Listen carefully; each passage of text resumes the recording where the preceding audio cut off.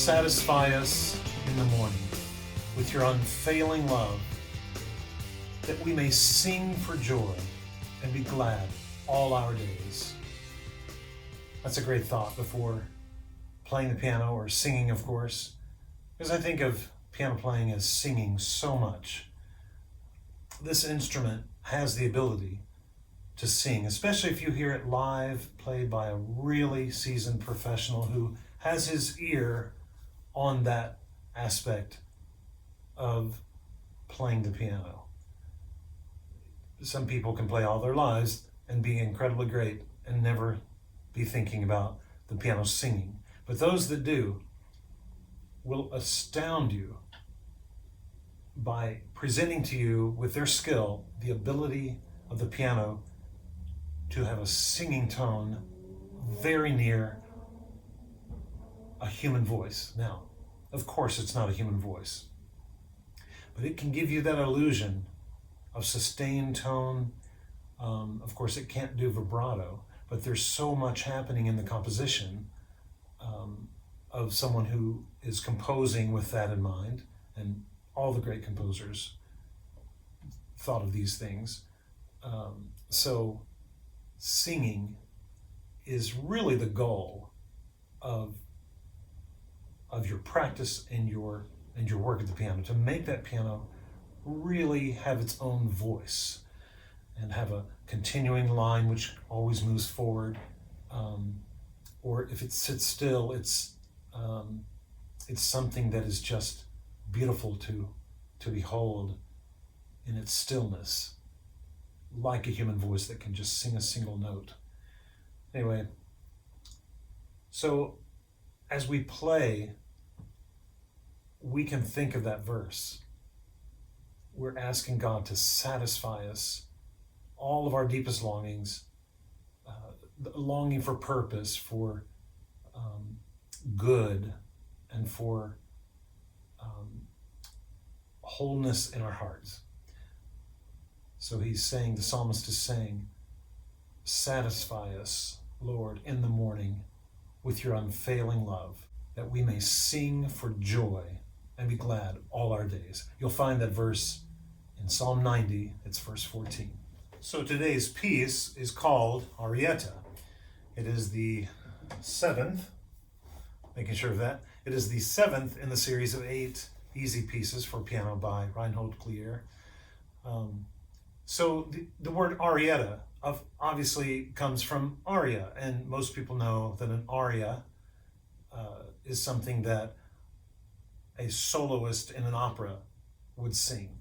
Aria means air or melody.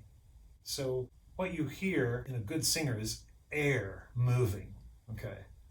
So Arietta is obviously a small song, but you can think of that word air. As you're playing, you want that feeling of space, which good air gives you when you're singing well. So we're going to try to do that with this piece of music.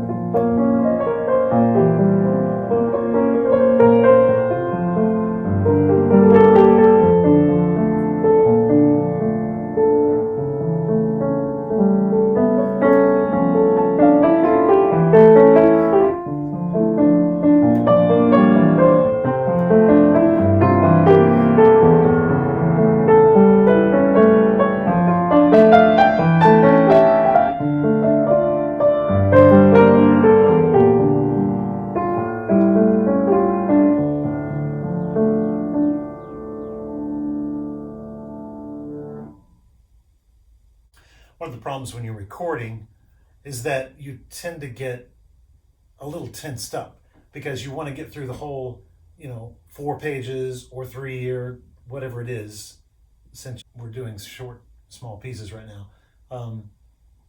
And you want to get through them with no mistakes. That's your goal. And so it's easy to get tensed up. Now, this is the same thing with performing.